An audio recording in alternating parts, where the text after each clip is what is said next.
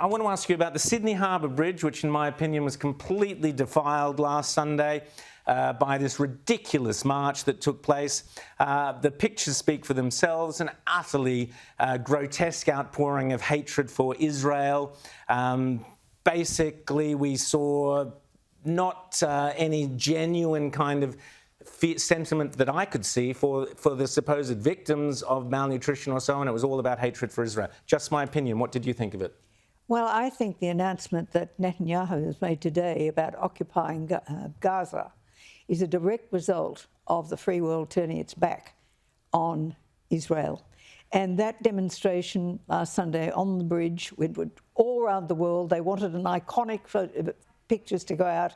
It did. And I think it's directly responsible for the attitude that Israel is taking now, because they've been abandoned.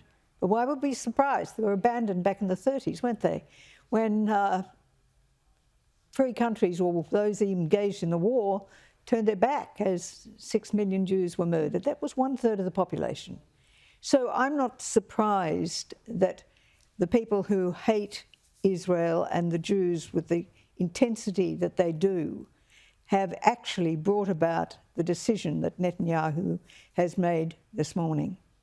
I'm going to show you some pictures now, Andrew, that took place on the weekend in Melbourne, where we see a man carrying an Australian flag who appears to be being punched by a group of pro-Palestinian supporters. Have a look. The atmosphere turning volatile when an outcast strode into the pro-Palestine crowd, hoisting an Australian flag. As he paraded it through the circle, the mood shifted. Andrew, did you ever think you would live in a country where people were punched for carrying the Australian flag? It's absolutely disgraceful. I'm as patriotic as could possibly be. My blood boils when I see this. And as the footage goes on, what I'm really concerned about is then the police actually take away the gentleman who was carrying the Australian flag. Now, I'm hoping to take him away to buy him a beer, say thank you so much, and then go back and arrest that coward that punched him from the side of the face. And it should be easy enough to find. Have a look at him here. He's the one with the bluey, greeny hair.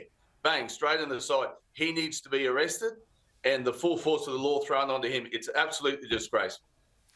Bronwyn, what did you make of those scenes? Well, I brought a bill into the House in the early 2000s to make it illegal to willfully and knowingly destroy the Australian national flag. It received, it didn't go to a second reading vote.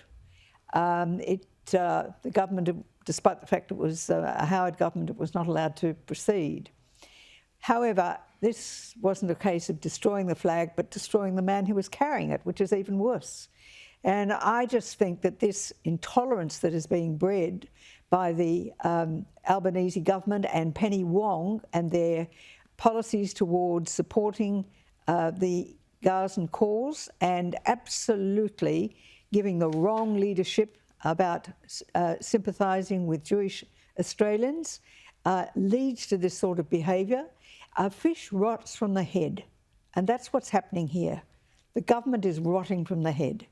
And until we get some moral courage back and we start to say, in this country, we won't tolerate this sort of behaviour, that requires the police to act, not against the victim, but against the perpetrators. Absolutely. Andrew Willcox, great. Thanks for coming on the show. You're in a wonderful part of the world. I'm very envious of you up there. Thanks so much for coming on the show. And Rowan Bishop, of course, we'll see you again very soon here on The World According to Rowan Dean.